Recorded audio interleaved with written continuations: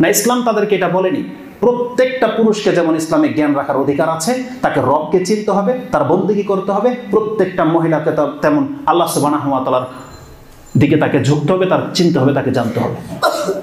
তো কোরআনে যত জায়গায় আছে আল্লাহ সুবহানাহু ওয়া তাআলা সমস্ত কথাগুলো মহিলাদেরকে বলেছেন।